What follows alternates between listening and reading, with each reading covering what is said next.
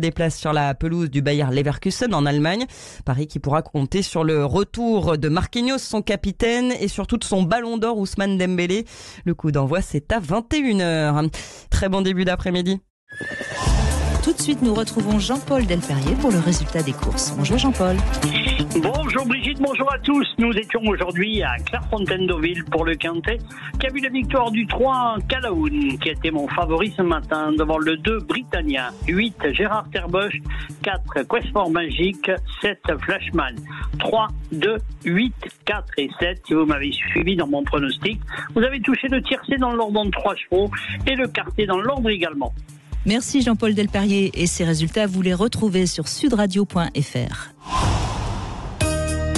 14h-16h, Brigitte Lahaie, Sud Radio. Bonjour à tous, nous sommes ensemble sur Sud Radio et nous allons passer ces 2 heures ensemble. Le mois d'octobre est un mois consacré à la prévention du cancer du sein et j'imagine, enfin j'espère, que vous connaissez tous Octobre Rose. C'est une campagne qui a démarré dans les années 90 et il est important qu'elle continue à exister, cette campagne, parce que les chiffres sont là. J'ai regardé un peu, le cancer du sein reste la première cause de décès chez les femmes. Mais attention, parce que si le cancer est pris à temps, les chances de guérison sont importantes. Pour info, il y a environ 60 000 cas diagnostiqués et il y a eu en 2021, j'ai pas eu les chiffres de l'année dernière, 12 600 décès à cause d'un cancer du sein. C'est le dernier chiffre en tout cas que j'ai pu trouver, ce qui fait plus de 85% des femmes qui guérissent. Donc on comprend évidemment l'importance du dépistage et c'est tout l'intérêt de Octobre Rose. Alors d'autres chiffres me paraissent intéressants et c'est un peu le sujet de l'émission. En France, il y a donc 20 000 mastectomies par an pour seulement 6 000 reconstructions mammaires, ce qui montre bien que beaucoup de femmes ne se font pas faire une chirurgie reconstructrice. Alors est-ce que c'est un choix ou est-ce que c'est parce qu'il y a beaucoup trop d'ignorance? C'est la question que je vais poser dans un instant à mes 2 invités. Nous sommes avec Christian Jamin, que vous connaissez, gynécologue, endocrinologue, et qui évidemment pourra nous dire beaucoup de choses, notamment comment palper ses seins pour peut-être tout de suite dépister un cancer. Et nous avons également la chance d'être avec Krishna Kouf, chirurgien, cancérologue et plasticien de l'Institut du Sein Paris, et il pourra répondre également à toutes vos questions si vous avez envie de comprendre à partir de quand on peut faire une reconstruction mammaire, etc. Notre numéro, c'est le 0826 300 300. Vous pouvez également envoyer un SMS. Vous envoyez Brigitte votre message au 7 20 18. Christian Jamin, je vous présente d'abord parce que vous êtes un habitué de cette émission. Les femmes qui nous écoutent vous connaissent bien. Vous êtes gynécologue et endocrinologue. Je le sais, puisque vous me les avez palpés, mes seins. Vous palpez les seins de vos patientes et j'imagine que vous leur conseillez les mammographies régulièrement. Voilà, alors d'abord je voulais remercier mon compère, Krishna Kouf, que nous accueillons. Merci d'être là. Régulièrement. Et puis, écoutez, oui, quand on parle de médecine de la femme, plus que de gynécologie, je préfère le mot médecine de la femme, le sein fait vraiment partie de nos attentions. En effet, il y a de plus en plus de cancers du sein, on en rediscutera tout à l'heure. Ça touche aussi beaucoup plus les femmes jeunes et les femmes très âgées, c'est-à-dire que il y a une recrudescence de la mortalité des cancers du sein chez les femmes très âgées, il faudra qu'on en parle. Et puis, depuis toujours, on suspecte les hormones d'avoir un rôle dans le cancer du sein ou dans sa promotion. Je pense qu'on va en discuter. Voilà, donc merci de nous avoir invités tous les deux, Brigitte. Et puis, merci à vous deux d'être là. Bonjour Krishna Kouf, c'est votre première émission sur Sud Radio, donc on est ravis de vous accueillir. Merci. Vous avez plusieurs casquettes, mais en tout cas, le cancer du sein, j'ai envie de dire, c'est votre quotidien. Oui, je suis chirurgien, je suis cancérologue, je suis plasticien. Alors quand j'ai décidé d'acquérir cette double spécialité il y a peut-être 30-35 ans, mes maîtres chirurgiens cancérologues en France me disaient mais ça n'existe pas. D'abord les cancérologues ont guéri, on enlève les seins et puis on verra plus tard. Et puis assez frappé pendant ma formation de toutes ces opérations que je trouvais fort mutilantes. Pendant mon internat, je me suis intéressé à la chirurgie réparatrice et reconstructrice. Et à la fin de ma formation en France, je suis parti 1 an aux États-Unis pour ne faire que de la chirurgie réparatrice, et je suis revenu en France avec, comme vous dites, une double casquette. On ne parlera que des casquettes honorables aujourd'hui, la casquette de cancérologue et la casquette de plasticien. Et à l'époque, ça n'existait pas, puisqu'à l'époque, c'était 2 chirurgiens qui intervenaient, en général l'un après l'autre, séparés de plusieurs mois, voire plusieurs années. Et on a fait école, d'abord en France, et puis en Europe, et puis dans le monde. Et aujourd'hui, la chirurgie qu'on appelle oncoplastique, c'est-à-dire utiliser des techniques de chirurgie plastique en même temps que l'ablation du cancer, le même jour, et par le même chirurgien, est une sous-spécialité qui fait oui, même moi j'apprends que ça se fait le même jour. Pour moi, on enlevait le sein et puis après, éventuellement, il y avait une reconstruction. En fait, on fait la reconstruction du sein dans 2 cas en matière de cancer. Quand il y a une ablation complète, vous l'avez dit tout à l'heure, c'est 20 à 30% des femmes qui ont un cancer du sein qui se font enlever le sein, donc c'est très peu, mais c'est quand même 20 à 30%, donc on reconstruit le sein en même temps. Surtout sur 60 000, c'est pas anodin. C'est pas anodin. Mais aussi quand on enlève la tumeur, et vous savez, quand on enlève la tumeur, on enlève ce qu'on appelle des tissus sains autour, une marge de sécurité, et là encore, mes maîtres, pour lequel j'ai l'infini respect qu'il m'ait formé, et avec qui on a pu échanger, faisaient des trous et disaient « on verra plus tard ».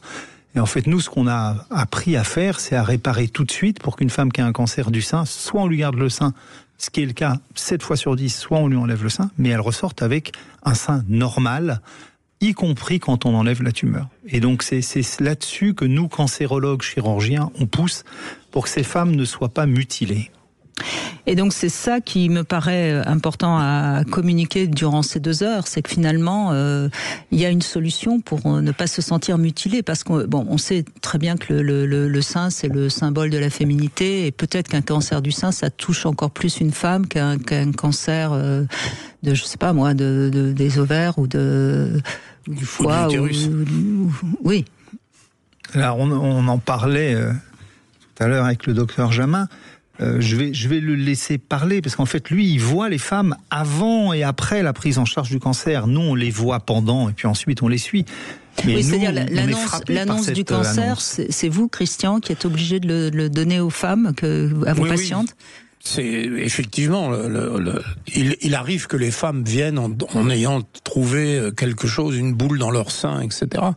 Mais Dieu merci, de plus en plus, c'est le dépistage. Et donc, je pense qu'il faudra qu'on parle du dépistage. C'est le propos d'Octobre Rose, de toute façon. C'est vraiment de faire comprendre aux femmes que c'est essentiel de se faire dépister tous les 2 ans.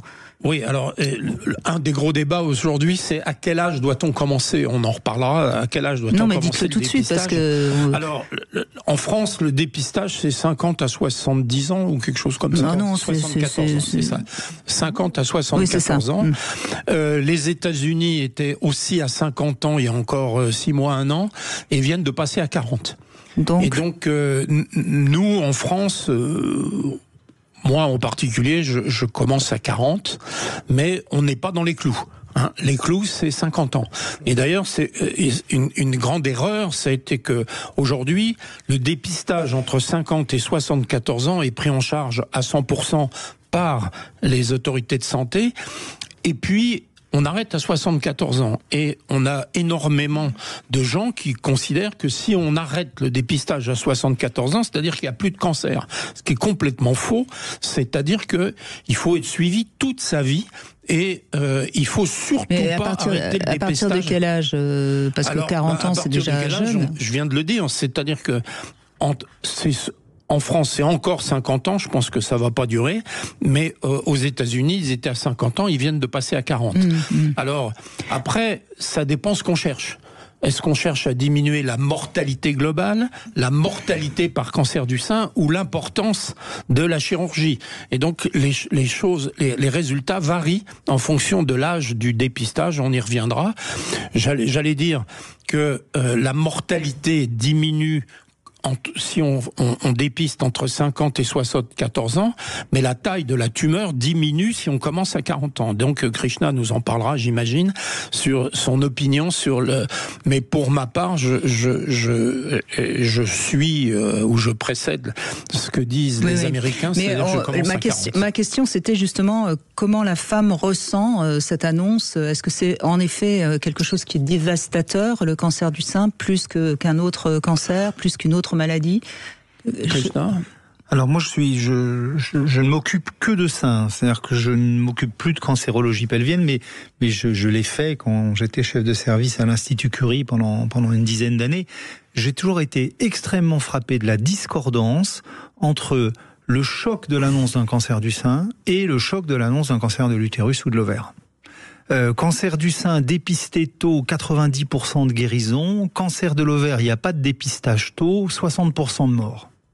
Et pourtant, oui, à choisir, on préférerait cancer de le choc de l'annonce d'un cancer du sein me paraît, en tout cas dans une pratique de 30 ans avec des milliers, des dizaines de milliers de femmes, toujours plus dévastateur. Alors pourquoi ? Alors qu'il y a une information majeure, c'est le poids symbolique du sein. Le poids symbolique de l'ovaire, il est moindre.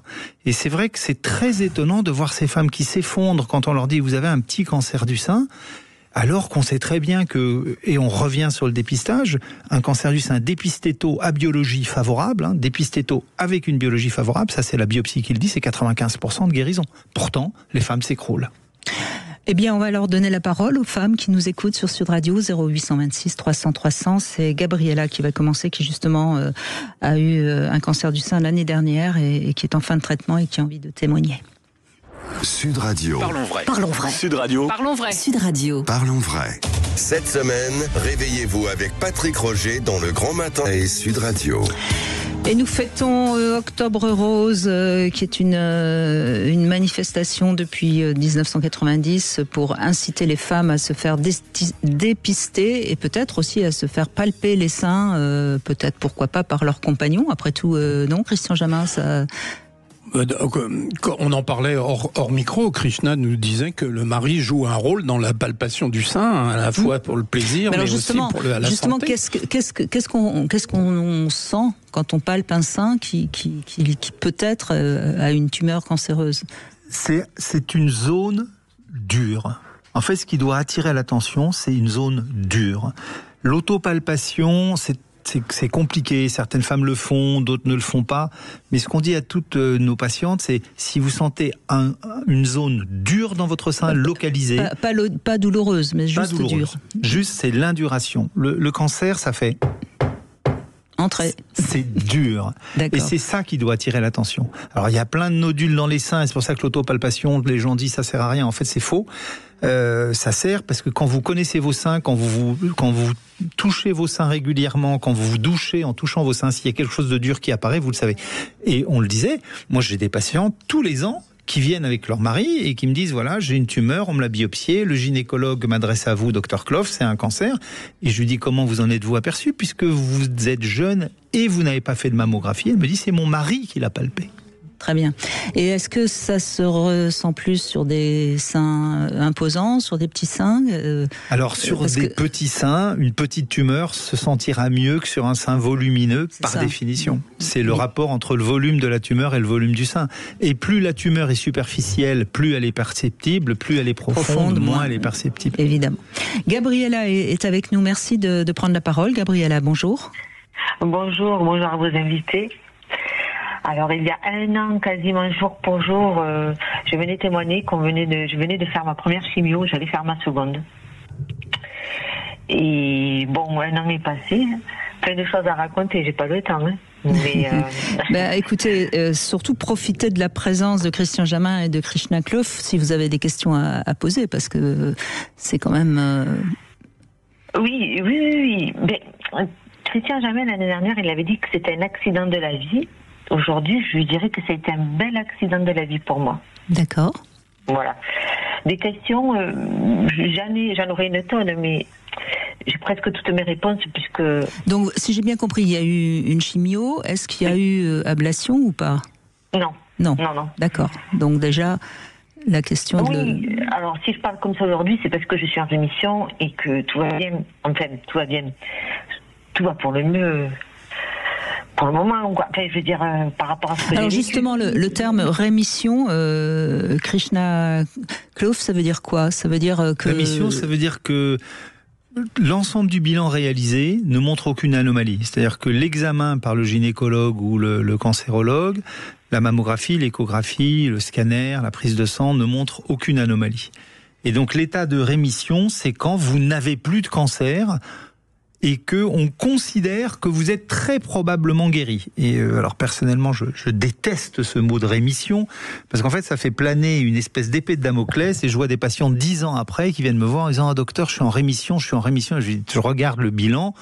Si on a tous les paramètres pour dire vous êtes guéri à 95%, ben il faut dire non, vous êtes guéri à 95%. Parce que ce mot de rémission que les oncologues égale chimiothérapeute, emploient très largement, c'est comme si vous êtes guéri aujourd'hui, mais on ne sait pas ce qui se passera demain. En fait, Remarquez, ça c'est valable pour tout le monde. Hein. Alors moi je dis à toutes mes patientes, on est tous en rémission. On est en rémission. Je dis à toutes mes patientes, voilà, moi j'ai 100% de chance de mourir. Personnellement, Krishna Klov, j'ai 100% de chance de moi, mourir. Moi j'en ai que 95, ça va, je m'en sors bien. Donc j'espère que Gabriella, vous êtes très certainement guérie plus qu'en rémission. Bon, déjà, dites-vous ça. C'est positivement bon pour votre système immunitaire, Gabriella. Exactement. Et d'ailleurs, j'en profite pour remercier la Ligue contre le cancer de Cahors, dans le Lot. Formidable. Super. Et avec des soins de support fondamentaux. Je crois, Gabriella, que vraiment on peut féliciter toutes les personnes qui travaillent dans ces services, parce que c'est quand même des services où il y a énormément d'humanité. C'est ça. Après, moi je suis suivie à l'Oncopole de Toulouse.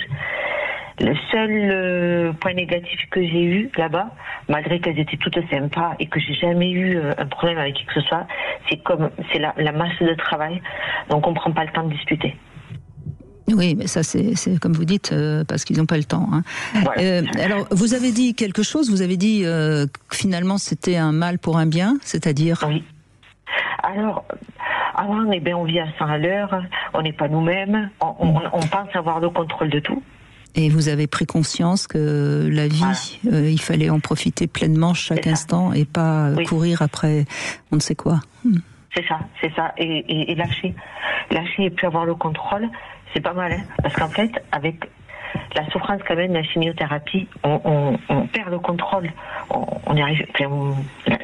J'ai fait une réaction à une chimio où j'ai cru que j'allais vraiment mourir. J'étais vraiment. Vous savez ce que disent certains sages, hein, il faut croire qu'on va mourir pour enfin pouvoir vivre. Voilà, et bien c'est exactement ça. Oui, c'est ça. Vous rencontrez beaucoup de femmes, évidemment, Krishna Klov. Vous les entendez, justement, comme Gabriella, après cette épreuve, vivre mieux, peut-être plus pour elles et un peu moins pour leurs enfants, leur mari, leur travail? Alors, la réponse est formellement oui pour beaucoup, et évidemment dépendant du type de cancer, évidemment. Là, j'entends Gabriella qui a eu une chimiothérapie il y a moins d'1 an, qui dit ça a été presque une chance. En général, les patientes qui disent ça, c'est les patientes qui ont une petite tumeur, qui ont un traitement, on va dire, chirurgical à minima, de la radiothérapie, et qui disent ce que vous dites, vous, madame, c'est-à-dire, j'ai vu les choses autrement. Mais réussir à dire, alors que vous venez de sortir d'une chimio, d'une chirurgie, et j'imagine d'une radiothérapie, ça a été une chance, vous avez une belle force de récupération. Mais oui, madame, effectivement, beaucoup de nos patientes nous disent, ça a remis les choses dans l'ordre ou dans l'axe des choses importantes d'abord. Christian ? Oui, je voudrais revenir sur le mot rémission dont parlait Krishna tout de suite. C'est-à-dire que, en fait, un cancer du sein, c'est une fragilité d'un individu, c'est-à-dire qu'il y a des gènes qui protègent et qui protègent pas. Donc ce qu'il faut comprendre, c'est que quand on a eu un cancer du sein, même quand on est guéri, il faut continuer à se faire suivre, parce que le cancer du sein, c'est... Alors là, on va pas rentrer dans des détails, c'est probablement une fragilité génétique.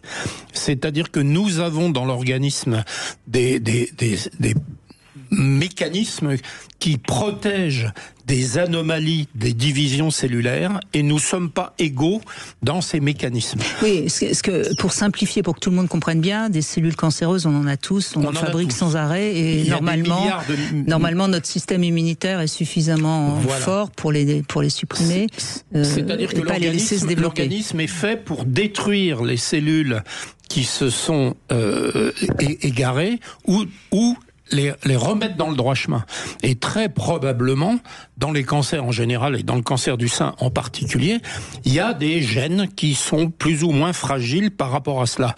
Donc, rémission, guérison, récidive, tout ça, ça veut dire une seule chose, c'est-à-dire qu'il faut se faire suivre, et d'autant plus qu'on a déjà eu quelque chose. Une petite question quand même, vous êtes endocrinologue également, Christian Jamin, les seins, on sait que c'est quand même un peu hormonal. Est-ce que la pilule, la ménopause, la contraception peuvent augmenter le risque de cancer du sein ou pas? Je suppose que c'est une question un peu bête, mais que toutes les femmes peuvent se poser. Dans le cancer du sein, on parle de deux choses. On parle de l'initiation, c'est ce dont je parlais sur la génétique, et la promotion, c'est-à-dire que d'avoir des systèmes qui font se diviser plus vite les cancers. Et par exemple, si on prend un exemple tout bête, les femmes à qui on trouve un cancer du sein lorsqu'elles sont sous hormonothérapie de la ménopause font des cancers du sein qui sont moins graves que celles qui ne sont pas sous traitement. C'est tout simplement parce que les traitements, ou certains traitements, pas tous, font la promotion des cancers, et ça veut dire qu'on les trouve plus vite, et on les trouve plus vite quand ils sont plus normaux, si je puis dire, quand ils sont plus différenciés. Donc, aussi bizarre que ça puisse paraître, si vous êtes sous un traitement hormonal, y compris un traitement hormonal qui n'est pas censé donner le cancer du sein, car il y en a, eh bien, quand on vous le trouve, il est de meilleur pronostic que quand il vient naturellement, parce que c'est complexe à comprendre, ça, je pense, pour le grand public, puisque même moi, j'ai pas tout compris. Mais bon, c'est pas grave. On va essayer de continuer à donner beaucoup d'informations à toutes les femmes qui nous écoutent. Merci beaucoup, Gabriella, et on vous souhaite vraiment de profiter de chaque instant et merci de votre témoignage. On fait une petite pause, on se retrouve avec le Love Conseil. On va parler de l'interview et puis on donnera la parole à Karine également qui nous rejoint. Sur l'abus d'alcool. 14h-16h, Brigitte Lahaie, Sud Radio.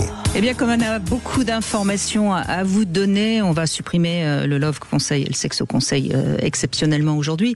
D'autant que nous avons deux invités, Christian Jamin, gynécologue endocrinologue, et Krishna Kloff, qui est chirurgien spécialiste du cancer du sein. Et je précise que vous avez écrit un livre, si vous avez envie d'en savoir plus. Ça s'appelle Confidences et vérités sur le cancer du sein. C'est aux éditions Larousse.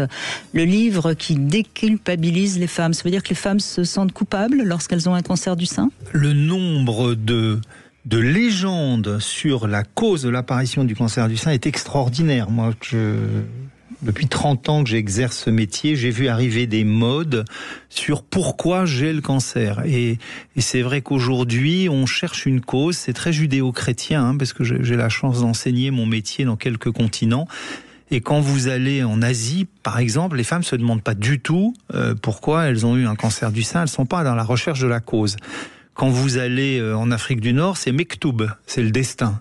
Et quand vous êtes chez nous à Paris ou en France, en tout cas, c'est je sais pourquoi j'ai eu mon cancer, parce que j'ai eu un choc psychologique il y a 3 ans, parce que j'ai des soucis au travail, parce que mes enfants me font la vie, ou parce que je mange trop de sucre. Et alors la mode actuellement, c'est le sucre. Le sucre donnerait le cancer, comme si les cellules cancéreuses, qui par définition sont porteuses d'une mutation génétique, étaient sensibles au sucre. Donc ce livre que j'ai écrit pendant le Covid avait pour objet d'une part de donner beaucoup d'informations aux femmes, d'autre part de rappeler que la meilleure façon de guérir un cancer, c'est de se faire suivre, c'est-à-dire le dépistage par le radiologue et par le gynécologue. Il n'y a pas que la mammo qui dépiste les cancers du sein. Et par l'amant, j'ai entendu. Ou la menthe. Oui, bien sûr. Aussi d'essayer de briser le cou à ces légendes qui fleurissent sur le net et qui tentent d'expliquer aux femmes le traumatisme qui a créé leur cancer. Christian Jamin le rappelait, le cancer, et je rappelle qu'une personne sur 3, voire une personne sur 2 aura un cancer. Donc le cancer, faut s'habituer à ce qui rentre dans nos vies, que ce soit un cancer du côlon, que ce soit un cancer de la thyroïde, que ce soit un cancer du sein. Une personne sur 3 à une personne sur 2. Il n'y a pas de cause déclenchante pour le cancer du sein. Donc c'est au petit bonheur la chance, quoi, ou la malchance. Au petit bonheur ou de la malchance, mais surtout ce sur quoi on insiste, nous les cancérologues, c'est qu'il y a peut-être de plus en plus de cancers du sein, enfin c'est même une certitude, mais ils sont de mieux en mieux guéris et l'espérance de vie de la population croît. La mortalité baisse. La mortalité diminue, oui. La lourdeur des traitements diminue. Et l'espérance de vie globale de nos populations est évidemment très différente de celle de l'Afrique subsaharienne. Très bien.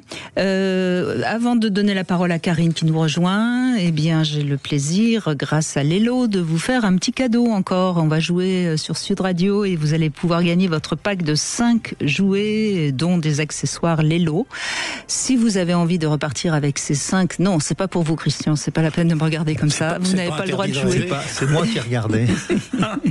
Non, c'est 5 jouets accessoires Lelo. Vous pouvez les recevoir, mais pour ça, il faut envoyer un SMS, vous envoyez Brigitte au 7 20 18 et l'un d'entre vous sera tiré au sort. Bonne chance à tous en tout cas. Karine, merci de prendre la parole. Bonjour. Oui, bonjour à tous. Bonjour Brigitte, bonjour docteur Jamel, bonjour docteur Clof. Moi, voilà, j'ai malheureusement hérité du gène BRCA1. Donc, à la veille de mes 42 ans, on m'a diagnostiqué un cancer du sein. Et donc ça fait maintenant, ça va faire bientôt 4 ans maintenant que je suis Alors excusez-moi, je vous coupe une seconde. Krishna Clough, BRCA1, c'est en explication simple pour le grand public. En fait, c'est l'un des gènes qui explique certaines prédispositions au cancer du sein. 90% des cancers du sein n'ont pas de cause génétique. Et 7 à 10% sont liés à l'existence chez la patiente et dans sa famille d'un gène. Et le gène le plus connu, BR, Breast, CA, Cancer 1. Ça a été le premier gène découvert. Excusez-moi, Karine, je vous ai coupé, je vous laisse continuer. C'est normal, bien sûr. Oui. Donc en fait, c'est vrai que connaissant l'existence de ce gène, j'avais la possibilité de faire une médecine préventive, enfin une chirurgie préventive, pardon. Mais j'ai préféré opter, parce que j'avais une petite trentaine d'années, j'ai préféré opter pour un suivi étroit, donc tous les 6 mois, j'avais des examens IRM, mastectomie, etc. Et puis finalement, à 42 ans, eh bien, j'ai eu la mauvaise nouvelle qu'un cancer du sein m'avait touchée. Justement, vous avez l'air de secouer la tête. Krishna, d'abord vous avez la parole, votre micro est ouvert. Vous pensez qu'il vaut mieux faire une... Alors, il y a plusieurs gènes de prédisposition, mais on sait que les cancers du sein qui surviennent chez les patients qui sont porteurs du gène BRCA1 sont des cancers le plus souvent plus agressifs qui vont donner lieu à des traitements qui incluent souvent une chimiothérapie. Donc en fonction du gène dont vous êtes porteuse, on va vous dire, ben voilà, si vous avez un cancer du sein, d'abord voilà la probabilité, hein, et puis ensuite, est-ce que ce sera un cancer plutôt agressif qui va nécessiter une chimio ou pas? Est-ce que vous avez une chimiothérapie, madame? Oui, tout à fait. J'ai eu un protocole très étendu. J'ai eu la chimiothérapie, la radiothérapie, l'immunothérapie, sans compter les chirurgies. Donc, tous les soins chimio, radio, rayons, immunothérapie, ça a duré à peu près 1 an et demi. Absolument. J'ai eu entre-temps l'ablation des ovaires, j'ai eu une zonectomie. Et là, la dernière, ça a été, on parle de parcours de combattant, mais c'est vrai, puisque... Et puis vous êtes jeune, 42 ans, c'est quand même, oui. Voilà. Ça change la vie, là, hein. Donc là, du coup, ah oui, complètement. C'est pour ça que moi, c'est vrai que j'ai pas j'entendais le témoignage juste oui, avant de Gabriella, vous pensez pas comme elle. Voilà. Oui. Non, je pense pas comme elle, même si effectivement j'ai affronté tous ces soins-là. En même temps, vous êtes encore dedans, j'ai envie de dire. Pour l'instant, quand on est dans... Oui, c'est vrai. Puis j'ai tellement, et encore, vous savez, j'ai vraiment le sentiment d'avoir affronté, d'avoir passé le plus compliqué. Là, j'arrive en fin de parcours. Là, très prochainement, je vais être opérée. Je vais donc faire une première mastectomie avec une reconstruction immédiate. Alors la technique de reconstruction que j'ai choisie fait que je vais devoir faire un sein après l'autre. Donc en 2026, je devrais enfin terminer tout ça. Mais c'est vrai que cela aura, au-delà de au-delà d'avoir énormément subi, ça a quand même drivé 3 ans, 4 ans de ma vie. Oui. Même si on est bien drivé, mais ça reste. Et vous êtes en couple, Karine, ou pas? Oui, tout à fait. Oui. D'accord. Et votre mari est là, présent, il vous soutient? Oui, complètement. Il a été du début jusqu'à encore aujourd'hui. C'est quand même une chance aussi, parce que malheureusement, c'est pas toujours le cas. Je précise d'ailleurs que vendredi, avec Sandy Boulanger, qui travaille beaucoup aussi en reconstruction après des cancers, etc., on évoquera justement la relation. Vous vouliez réagir, oui, par rapport à la question que je posais à Karine sur le couple? Non, je suis impressionné de ce que vous dites, c'est-à-dire que le parcours complet que vous avez, puisque finalement vous n'avez pas opté pour une chirurgie préventive, et vous étiez très jeune, donc c'est vrai qu'à 35 ans on hésite à se faire enlever les seins. Vous n'avez pas opté pour une chirurgie préventive et du coup finalement vous arrivez à cette chirurgie préventive secondairement après avoir eu un cancer, une chimio, une radio, une première chirurgie et avec 2 ou 3 temps opératoires. Donc ce qu'on dit à nos patientes, et j'en ai encore vu 2 ce matin avant de vous rejoindre, qui viennent avec une mutation sans cancer et qui nous demandent quel est l'avantage de faire une chirurgie préventive. On leur dit, la première chose, c'est que votre risque de cancer du sein, il va passer de 70% à 3%. Qu'il n'y aura plus de mammo, qu'il n'y aura plus d'écho, qu'il n'y aura plus d'IRM. Et la deuxième chose, c'est que certes, vous allez perdre votre glande mammaire, donc la sensibilité des seins, et chez une femme jeune, c'est un élément majeur, mais que si jamais vous deviez avoir un cancer du sein en gardant vos seins, c'est souvent, en cas de BRCA1, des traitements lourds. Et alors la seule chose qu'on peut dire, c'est que sur ces BRCA1, et on en parlait avec Christian Jamin, sont les tumeurs proliférantes, et en général, quand vous avez un triple négatif, puisque c'est ce que vous avez eu, madame, apparemment, vous avez une immunothérapie, donc vous avez eu un triple négatif. Quand vous êtes à 3 ans, vous êtes guéri. Vous êtes guéri. Oui, c'est ce qu'on m'a dit. Mais quel parcours! Oui, ça c'est sûr. Mais vous en êtes consciente, évidemment. Christian Jamin, vous voulez ajouter quelque chose? Non, j'ai rien à ajouter de plus. C'est vrai que découvrir une mutation chez une femme jeune, c'est la mettre face à un dilemme extrêmement lourd, c'est-à-dire la prévention qui est très efficace. Par la mammectomie préventive. On a beaucoup parlé d'Angelina Jolie dans la presse qui avait choisi cette solution-là. Et c'est vrai que c'est très très lourd et c'est psychologiquement difficile, mais les résultats sont là. C'est-à-dire que... Oui, mais vous savez très bien que quand on est un individu, les pourcentages... Oui, mais bien sûr. S'il y a 10% de chances de s'en sortir indemne, on a envie de la tenter, c'est 10%, même si c'est que 10%. Et je pense que Karine, c'est un peu ce qui s'est passé pour vous. Et ça montre aussi que vous avez un élan vital qui est fort et que c'est pour ça que vous avez aussi traversé tout ça avec une certaine force, un certain courage et que vous êtes apte à témoigner...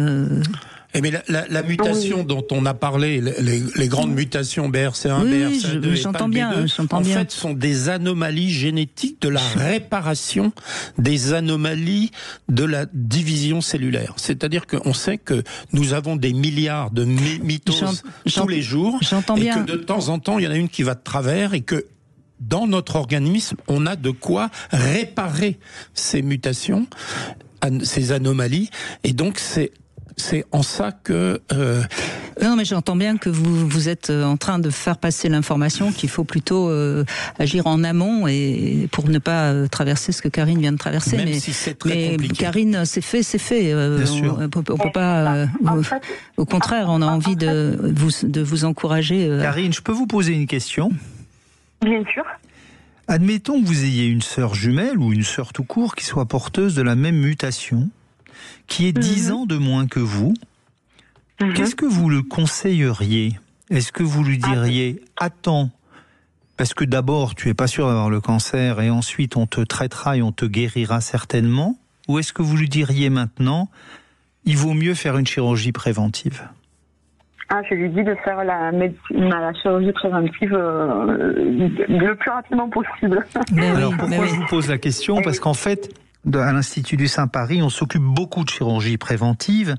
Et donc, il y a beaucoup d'analyses qui nous donnent le profil des patientes qui n'ont pas de cancer, qui sont mutées et qui vont opter pour la chirurgie préventive contre des patientes qui sont porteuses de la même mutation et qui ne vont pas opter pour la chirurgie préventive. Celles qui optent pour la chirurgie préventive, en général, elles ont déjà 1 ou 2 enfants, elles ont une vie de famille qu'on va dire stabilisée, elles disent qu'elles sont très informées sur les bénéfices et elles ont un ascendant au 1er degré qui a eu un cancer du sein. Quand vous êtes installé, entre guillemets, dans une vie stabilisée, que quelqu'un de 1er degré, mère ou sœur, a un cancer du sein et que vous êtes porteuse d'une mutation, vous êtes plus prête à vous faire opérer qu'une patiente qui n'a pas l'information, dont personne n'a été touché et qui a toute sa vie à faire devant elle. Oui. Après, il y a une petite nuance aussi, parce que moi, j'ai vu ma maman et ma tante, sa sœur aînée, qui ont eu un cancer du sein, mais seulement les deux ont eu un cancer du sein qui s'est déclaré sur le tard par rapport à moi. C'est-à-dire, elles avaient une bonne 50aine, 60 ans. Donc, pour moi, si vous voulez, c'était un projet que je mûrissais et que je comptais faire à un moment donné. Mais je pensais pas que ça allait me rattraper à seulement 40 ans. Évidemment. Bon, en tout cas, merci beaucoup de votre témoignage qui fait passer une information importante, je crois, à toutes celles qui nous écoutent. Merci vraiment, Karine, et bon courage. On fait une petite pause et puis si vous avez envie de poser des questions à mes invités, vous pouvez nous appeler au 0826 300 300. Vous pouvez également envoyer un SMS. Brigitte, votre message 7 20 18. Jusqu'au 22 octobre. 14h-16h, Brigitte Lahaie, Sud Radio. À l'occasion de Octobre Rose, nous parlons du cancer du sein et je vous invite évidemment, si vous avez des questions à poser à mes invités, Christian Jamin, gynécologue, et Krishna Kloff. Décidément, j'ai du mal avec votre nom. Même moi, de temps en temps, j'y arrive pas. Oui, je suis désolée. Mais, vous pouvez évidemment les poser sur Sud Radio. Je vous conseille également le livre de Krishna, Confidences et vérités sur le cancer du sein aux éditions Larousse. Je vais vous appeler Krishna parce que de toute façon, il n'y a pas grand monde qui s'appelle comme ça. C'est vrai. Je crois que ça suffit pour qu'on vous reconnaisse. On est bien d'accord. Catherine, bonjour. Oui, bonjour Brigitte. Bonjour à vos invités, Christian et Krishna. Si je peux bonjour. me ben voilà, on est entre amis, on s'appelle comme ça. Ça sera plus simple. Bon, eh bien, écoutez, moi j'apporte un témoignage sur. J'ai eu un cancer du sein il y a 3 ans maintenant. Qui a été en fait diagnostiqué lors d'une radiographie et d'une mammographie, voilà, que j'ai un peu tardé à faire, j'avoue. Bon, j'ai 62 ans aujourd'hui, et donc j'en avais 3 de moins. J'avais tardé, j'avais laissé passer les 2 années, donc c'était au bout de 3 ans. Et c'est la radiologue qui elle me dit il y a quelque chose de suspect, donc voilà, tout s'ensuit. Alors justement, question importante, on est tous les 2 ans invités à faire des mammographies. Est-ce que le fait d'avoir perdu 1 an, c'est si dramatique? Ou est-ce qu'il faudrait les faire tous les ans, mais on fait que tous les 2 ans, ça coûterait trop cher à la sécurité? Alors, on parle vrai, hein. Vous avez tout dit, parce qu'en fait, il y a deux points, et c'est ce que Christian évoquait, c'est le bénéfice pour la patiente et le bénéfice pour le système de santé, c'est-à-dire le rapport entre le coût et les avantages. En Angleterre, c'est tous les 3 ans. En France et dans la plupart des pays du monde, c'est tous les 2 ans pour des raisons économiques. Mais est-ce que tous les 3 ans en Angleterre, il y a plus de cas de cancer dépistés trop tard? Non, je pense pas. Pas vraiment. Parce qu'ils sont vraiment extrêmement. S'il y a une chose sur laquelle les Anglais sont très forts, c'est pour les études de population et de cohorte. Mais en fait, ce qu'il faut dire, c'est que le dépistage, il doit être adapté à vos facteurs de risque. Et c'est pour ça que le rôle du gynécologue est tellement important. Parce que le dépistage tous les 2 ans, c'est bien pour la population générale, de 50 à 74, mais il y a parfois un dépistage tous les ans quand il y a des seins denses, il y a parfois un dépistage à démarrer à 40 ans si vous avez des facteurs de risque. Donc, ce qu'il faut entendre, c'est que le dépistage où vous êtes convoqué par la sécurité sociale, ce qu'on appelle le dépistage de masse, c'est le minimum dans la population. Le minimum. D'accord. Mais si vous voulez affiner les choses, c'est avec votre gynécologue que vous allez affiner la fréquence. Justement, excusez-moi Catherine, je vous redonne la parole. Oui, justement, Christian Jamin, en tant que gynéco, quels sont les facteurs de risque qui devraient mettre encore plus les femmes à aller se faire dépister, quitte parfois à payer soi-même si c'est par... Le dépistage... c'est toujours remboursé? Bon, on peut pas le faire tous les 6 mois parce que faire des mammographies trop souvent, c'est pas bon pour la santé non plus. Non, mais c'était pas ça ma question. Non, mais ce que je veux dire, c'est qu'il y a un équilibre à trouver qui dépend de chaque individu. Oui, mais c'était pas ça ma question. Ma question, c'est quels sont les indicateurs de risque supplémentaires. Les indicateurs de risque, c'est d'en avoir dans la famille. Le surpoids, d'en avoir dans la famille, et d'autant plus inquiétants qui sont survenus plus tôt. Ça, on s'en doutait, mais sinon. Deuxièmement, l'alimentation, le manque de sport, l'aspect radiologique, c'est-à-dire que plus un sein est dense, plus il y a des risques, et moins on voit. Donc c'est là qu'on peut faire... Donc si on a des gros seins, il vaut mieux aller faire plus de dépistage. Non, il y a des gros seins transparents et des gros seins opaques. Je vois que vous êtes un spécialiste... du gros sein, oui.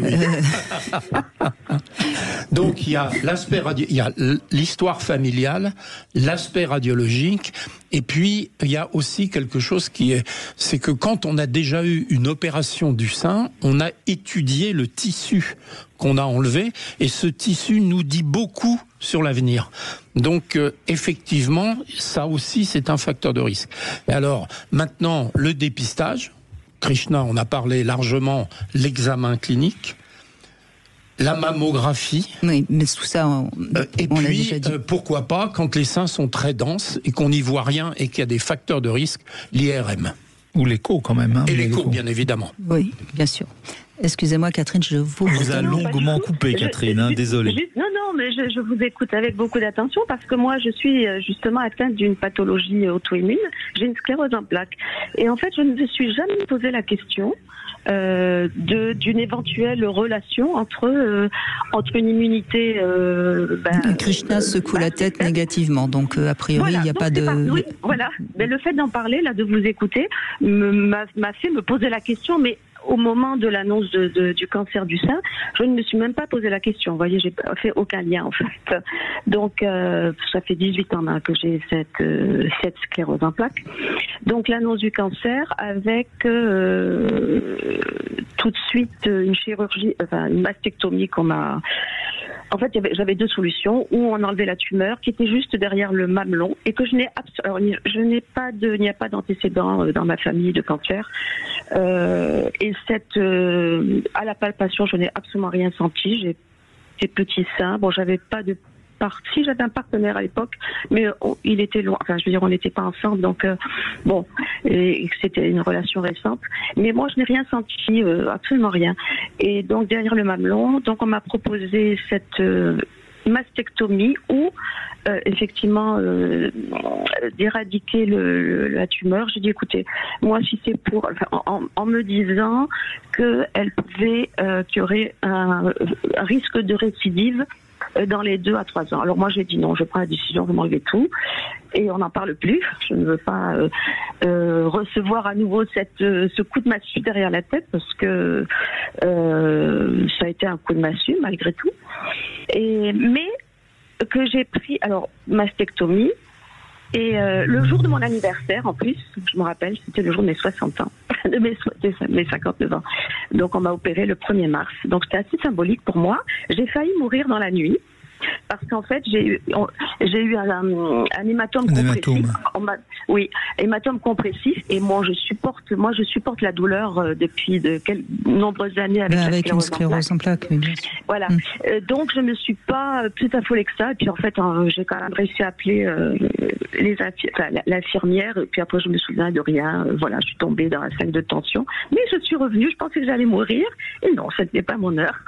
Et tout ça pour dire, moi, j'ai le sourire aujourd'hui parce que on m'a reconstruit ce sein que j'ai eu beaucoup de mal à accepter. Par contre, ça fait maintenant 3 ans. Et c'est vous voulez dire ce sein qu'on vous a refait? Oui, qu'on m'a refait. Oui, j'ai eu beaucoup de mal alors c'est très bien fait. Hein, c'est un très beau travail. Je remercie le chirurgien. D'ailleurs, je suis aussi là j'ai accordé ma confiance très vite, tout de suite, au sein de l'équipe et du chirurgien. Vraiment, ça a été formidable. Mais qu'est-ce qui fait que... Est-ce que c'est parce que finalement, il vous rappelle ce moment difficile que vous avez traversé? Ce sein qui est refait? Non, ce serait quoi? Le symbole de ma féminité. Au début, je pensais que c'était ça, que c'était le symbole de ma féminité perdue. Et que ce sein qui était un sein qui était tout doux, tout mou, vous voyez, et me retrouver avec ce sein très dur et surtout, ce sein était parce que mon sein droit, j'ai un mamelon qui est invaginé, et mon sein droit, au contraire, avait un mamelon qui était très érectile. Oui. Et alors, en perdant ce sein, je me suis dit, voilà. Donc c'est le gauche que vous avez perdu. Non, c'est le droit. C'est le droit, pardon. Oui, c'est le droit. Et donc il y a eu tout ça, à la fois le symbole du sein. En plus, j'ai allaité mes enfants, donc voilà, il y avait un petit oui, c'est un deuil, des deuils à faire qui sont importants sur le plan psychologique, oui. Tout à fait.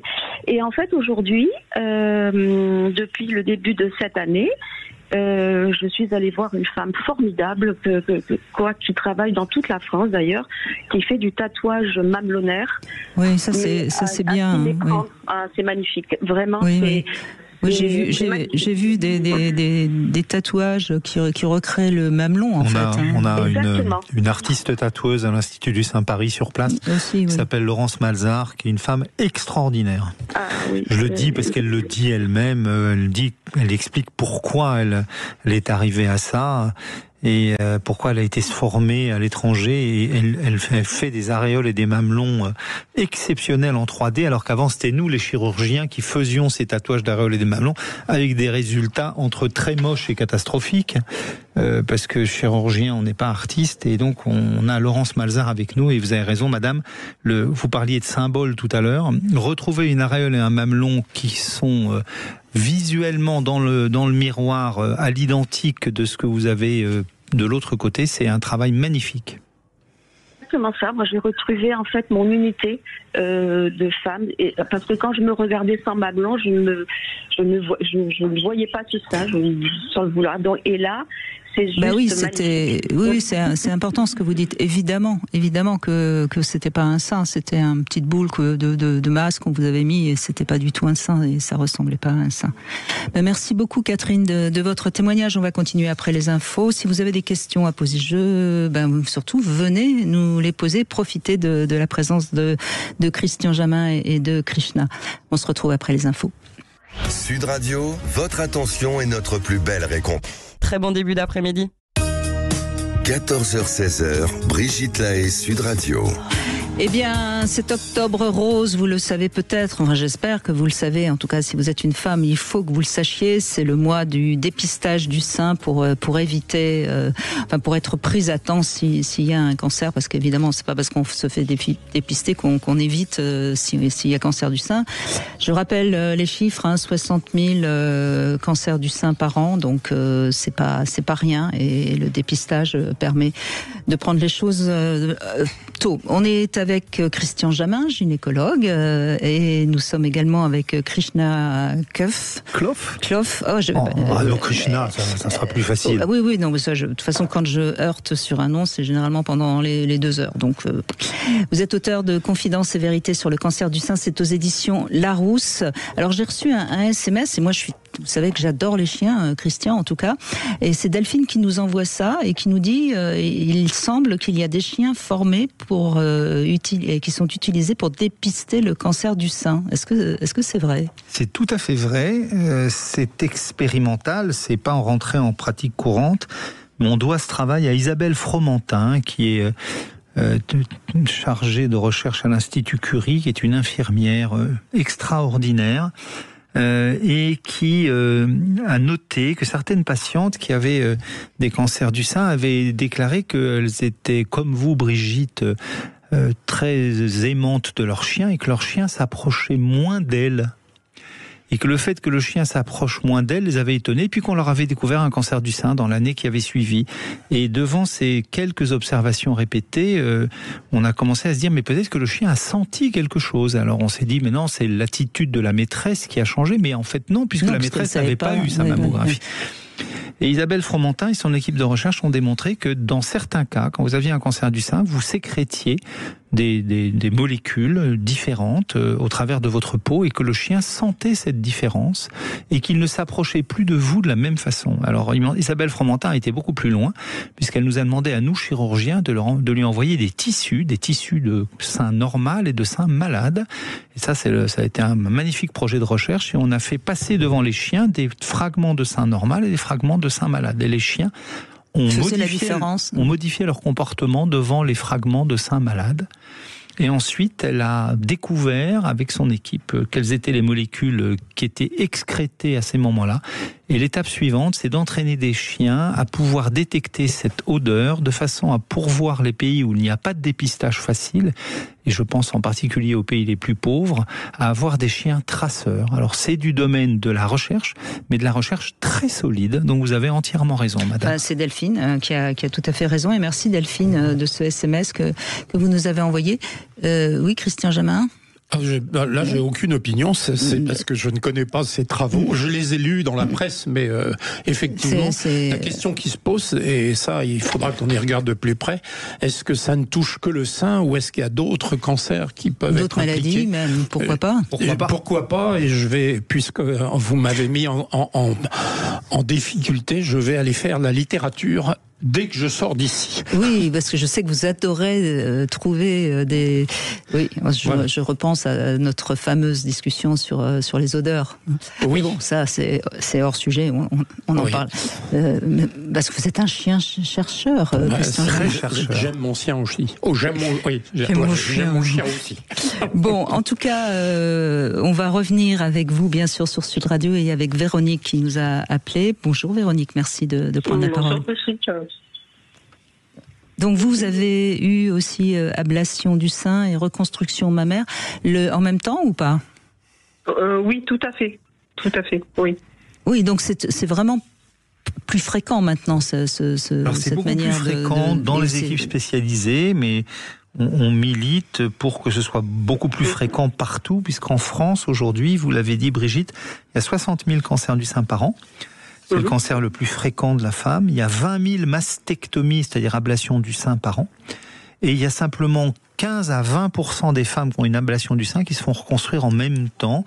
Et donc Véronique, vous faites partie de ces 15 à 20% de femmes qui ont pu avoir une reconstruction dans le même temps. Oui, bonjour Christian. Bonjour, c'est Krishna qui a répondu, c'est pas moi. Ah, Christian, bonjour. Oui, donc effectivement, je fais partie de ces pourcentages. Bon, c'est vrai que je l'ai accepté sans problème parce que j'ai vu les résultats, on a vraiment quelque chose de bon et on voit vraiment pas la différence par rapport à l'autre sein. Hein. Progressivement, c'est modelé, c'est vraiment bien fait. Hein. Oui, il y a eu des progrès phénoménaux depuis 20 ans. En même temps, alors physiquement, ça, on ne voit pas la différence. Et comment vous la ressentez, vous, la différence, Véronique ? Pas du tout. Moi, je peux vous dire que je l'ai pas mal vécu. J'étais prête puisque j'étais pas mon premier cancer aussi, hein, donc voilà.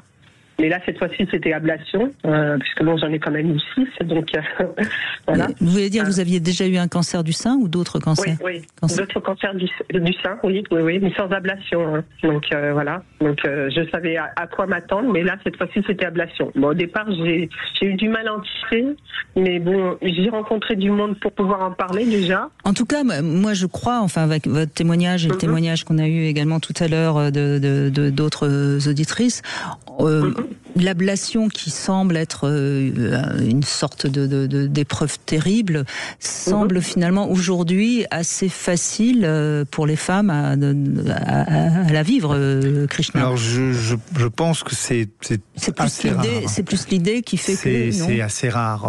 Quand j'entends Véronique qui dit non, c'est vraiment très bien, c'est comme avant. On sait que c'est des chirurgies qui sont parfois lourdes et on les pratique de façon pluriquotidienne à l'Institut du Sein Paris. Je peux vous poser une question, Véronique ? Vous aviez eu des rayons sur le côté qui a eu une mastectomie, c'est ça ? Alors sur celui où j'ai eu l'ablation, j'ai eu des rayons. Et donc on vous a reconstruit avec une prothèse ou avec vos propres tissus ? Ah non, c'était mes propres tissus. Voilà. Alors, je voulais venir à ce point, parce que pour qu'une patiente dise je suis reconstruite et c'est comme avant et c'est très bien, c'est parce que vous avez une reconstruction avec vos propres tissus. Exactement. Et c'est effectivement évident quand on vous écoute et que vous dites tout va très bien, c'est comme avant. Vous avez eu une reconstruction sans corps étranger. Non, oui, tout à fait. Bon, oui, donc c'est pour ça que vous ne ressentez pas spécialement de différence. Non, tout à fait. Oui, donc c'est important le détail.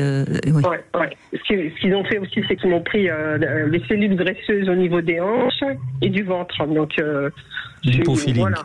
Tout a été naturel, donc ça a été très bien. Bon, à part que ça s'est mal passé au départ parce que j'ai fait un début de septicémie.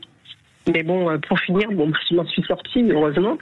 Mais le résultat est quand même pas mal. Moi, si c'était à refaire, je recommencerais sans hésiter, quoi. Mais vous voyez, Brigitte disait il y a une minute, on a des patientes qui témoignent plutôt positivement alors qu'elles ont eu une mastectomie. En fait, les patientes qu'on a entendues comme vous sont des patientes qui ont eu une mastectomie avec une reconstruction. Et c'est pour ça qu'on a lancé en France ce qu'on appelle le Bras Day, le jour d'attention sur la reconstruction du sein, parce qu'on trouve, nous, chirurgiens spécialisés, qu'il n'y a pas assez de reconstruction en France et qu'il n'y a pas assez de reconstruction immédiate. Et vous témoignez quelques mois ou quelques années après en disant « je suis contente de m'être fait reconstruire mon sein en même temps ». Oui, parce que si je calcule d'après les chiffres, il y aurait 14 000 femmes par an qui ont eu une mastectomie sans reconstruction. Donc, et donc sur 10 ans, c'est 140 000. Donc il y a quand même beaucoup de femmes, et sans doute qu'il y en a qui nous écoutent. Et s'il y en a qui nous écoutent et qui ont envie de témoigner, je les invite vraiment à témoigner. Oui, Véronique. Pardon. Moi, j'ai ma sœur qui a eu un cancer du sein. Ils lui ont fait l'ablation, mais elle n'a pas eu de reconstitution. Donc automatiquement, elle a mal vécu et maintenant elle voudrait vraiment le faire, mais c'est trop tard apparemment parce que elle est aussi en surpoids, donc il faut vraiment qu'elle perde du poids. C'est pas trop tard, mais c'est trop lourd. Hein. C'est trop lourd, voilà, tout à fait. C'est-à-dire trop lourd, trop cher ? Non, trop lourd parce que les patientes qui sont en grand surpoids ont beaucoup plus de risques de complications sur cette chirurgie. Donc on dit aux patientes en grand surpoids, l'amaigrissement est indispensable. Vous pouvez pas aller au bloc pour 4 heures si vous avez un surpoids. D'accord. Tout à fait. D'accord. Oui, donc et donc elle regrette de ne pas l'avoir fait la reconstruction à l'époque. Oui. Ah oui, et pourtant au départ, moi, elle me dit mais qu'est-ce que tu vas faire ? C'est reste naturel. Mais pourquoi elle l'a pas faite ? Est-ce que vous savez quelles étaient ses raisons Elle a mal vécu. Elle a mal vécu. Hein. C'est vrai que mais elle a mal vécu quoi ? Son ablation du sein, son cancer. Et donc elle voulait continuer à être punie et de ne pas se faire une sorte de déni. Je pense qu'elle n'est pas allée au bon endroit. Moi, je sais que j'ai été entourée par les personnes qui m'ont préparée à ça. Donc automatiquement, je pouvais en parler librement. J'ai pu poser toutes les questions et toutes les interrogations que j'avais. Ce qui fait que déjà je pouvais être préparée et entendre ce qui m'attendait, quoi. Voilà. Tandis qu'elle, elle n'a pas eu le droit à ça. Donc, en tout cas, parfois on n'a pas envie d'entendre ce qu'on n'a pas envie d'entendre et on va pas au bon endroit. Hein. C'est pas, on va pas accuser forcément non plus. C'est l'importance des équipes spécialisées. En fait, tout le monde peut opérer un cancer du sein. Il suffit d'être dans un établissement qui est autorisé pour les cancers du sein, mais vous autorisez l'établissement, vous n'autorisez pas le chirurgien, chose contre laquelle nous on se mobilise beaucoup. Donc il y a des chirurgiens qui opèrent 2 cancers du sein par an, d'autres qui en opèrent comme nous 300. Et en fait, dans les équipes très spécialisées avec une grosse activité, vous aurez une prise en charge d'une part plus pointue, plus d'informations, plus de reconstruction immédiate, et c'est formellement démontré des taux de guérison qui sont plus élevés. Donc s'il y a un message à faire passer, c'est aller à l'Institut du sein. Non, aller dans des équipes spécialisées. Et en France, il y en a beaucoup. Mais il ne faut pas se faire opérer en urgence par la personne qu'on connaît et qui vous suit depuis quelques années et qui dit j'en fais de temps en temps. Il faut aller dans des équipes spécialisées. Merci Véronique en tout cas de ce témoignage. On continue dans un instant et on va avoir un homme justement qui a envie de témoigner puisque c'est son épouse qui a été touchée par le cancer du sein. Sud Radio. Sud Radio. Parlons vrai. Parlons vrai. Sud Radio. Parlons vrai. 14h-16h, Brigitte Lahaie, Sud Radio. Nous évoquons aujourd'hui Octobre Rose, le cancer du sein et la reconstruction mammaire, grâce notamment à Krishna Kloff, qui est donc avec nous et qui justement opère et fait et puis vous êtes à l'Institut du sein pour encourager les femmes justement à ne pas rester avec une mastectomie, et ça c'est très très important pour leur physique et leur morale. Christian Jamin également est avec nous, gynécologue. On n'a pas beaucoup parlé de l'hygiène de vie. Est-ce qu'elle a une influence ? Qu'est-ce qu'il faut éviter ? Alors on a entendu le sucre, ça va, on peut en manger un peu, il n'y a pas de problème. Surtout que si on a des chiens, ils aiment bien le sucre. Il faut garder nos chiens près de nous puisque c'est eux qui vont nous aider à savoir qu'on a un cancer du sein. Non mais sérieusement, qu'est-ce qui est mauvais pour la cigarette peut-être ? Alors on a évoqué tout à l'heure la différence entre la création du cancer, ça s'appelle l'initiation, et puis le développement du cancer, ça s'appelle la promotion. Et donc, on connaît un certain... Ce qui encourage donc le fait que le cancer se développe plus vite. Alors, dans l'initiation, il est possible que, même plus que possible, que plus on a un enfant tôt proche de ses premières règles, moins on a de risque ultérieur d'avoir un cancer du sein. Comme si la première grossesse ça, menée à terme... c'est votre désir que les femmes fassent plus d'enfants qui vous fait dire ça. Mais je vous connais bien. Donc, plus on a un enfant tôt, moins on a de risque d'avoir un cancer du sein. C'est les statistiques qui le disent. Et il faut que cette grossesse soit menée à terme, c'est-à-dire une interruption de grossesse. Ça compte pas. Donc là, il semble bien que la fragilité du sein soit très précoce dans la vie. Et que le sein soit terminé quand une grossesse menée à terme. Les femmes qui nous écoutent et qui ont plus de 30 ans... mais c'est très important aujourd'hui. C'est très important aujourd'hui parce que... Les femmes ont des enfants de plus en plus tard. Oui. On voit augmenter le nombre chez les femmes jeunes, le nombre de cancers chez les femmes jeunes, et il est possible que ça joue un rôle. Oui, mais ça, c'est pas une hygiène de vie. On est là pour... oui, c'est clair. Mais vous l'avez déjà dit dans la première heure. Hein. Eh ben, je recommence. Bon. Deuxième chose, c'est la promotion. C'est-à-dire qu'on a un cancer du sein et que souvent les cancers du sein mettent des années à se développer avant d'apparaître, tout au moins dans certaines formes. Et là, on a des facteurs qui favorisent le développement. Et parmi ceux-là, ou qui le protègent, c'est l'exercice physique. Donc ça protège. Un rôle de protecteur. Le surpoids a un rôle aggravant. Et par ailleurs, donc, il semble que les anomalies d'une hormone qui s'appelle l'insuline, dont on parle beaucoup dans le diabète, mais ailleurs, soit un facteur... plus l'insuline est élevée, plus on a un risque d'avoir un cancer du sein. Et puis, il faut rajouter, comme d'habitude, le tabac. Je pose une question idiote, mais le cholestérol, c'est à voir aussi Le cholestérol n'a, semble-t-il, pas de lien avec le cancer du sein, sauf que quand on est sédentaire et en surpoids, on a souvent les deux. Ça, c'est clair. D'accord. Et l'alcool, la cigarette Alors, l'alcool est un promoteur du cancer du sein, ça, c'est sûr. Et puis, la cigarette aussi. Ça aussi, c'est sûr. De toute façon, c'est valable pour tous les cancers. Alcool et cigarettes, c'est deux facteurs aggravants. Ça, on ne le savait pas. En fait, il y a eu un rapport d'une grande équipe française à Lyon, le CIRC, Centre international de recherche sur le cancer, qui est vraiment une sommité mondiale. La France est au très haut niveau dans la recherche sur le cancer, au plus haut niveau international. Et ce rapport du CIRC était très frappant. Il a montré que, contrairement à ce que l'on pensait à l'époque, 30% des cancers du sein sont liés à des facteurs dits environnementaux. Et dans ces facteurs environnementaux, c'est pas du tout la pollution, c'est pas du tout le travail de nuit, c'est l'alcool, le tabac et l'obésité après la ménopause. Or, l'alcool, le tabac, l'obésité après la ménopause, c'est des facteurs qui sont évitables. Et quand je vois des femmes qui sont grises de tabac, avec des crevasses, le teint gris, et qui viennent avec un petit cancer du sein dépisté par mammographie, terrifiés par leur cancer, je leur dis, écoutez, moi je vais vous guérir de votre cancer, il n'y a aucun problème, mais je vous en supplie, arrêtez de fumer. C'est très frappant de voir ces femmes qui ont peur du cancer du sein et qui fument, alors que, indépendamment du cancer du poumon, c'est un facteur massif d'aggravation du cancer du sein. Donc, alcool, tabac, obésité après la ménopause, c'est 3 facteurs qui expliquent 30% des cancers du sein en France aujourd'hui. Oui, ça fait pareil, quand même 30%. Ça fait 20 000 cas de cancer. On considère que 20 000 cancers du sein en France seraient évitables aujourd'hui. Si on ne fumait pas, qu'on ne buvait pas, enfin on peut boire un verre quand même. Bien sûr, surtout entre nous ici, on peut boire un verre. On est d'accord, ok. Ouf, tout va bien. Yannick, merci de prendre la parole. C'est votre épouse, évidemment, c'est pas vous. Quoi qu'il y a des cancers chez les hommes, un cancer du sein chez les hommes, je crois. Mais bon, en tout cas, c'est votre épouse.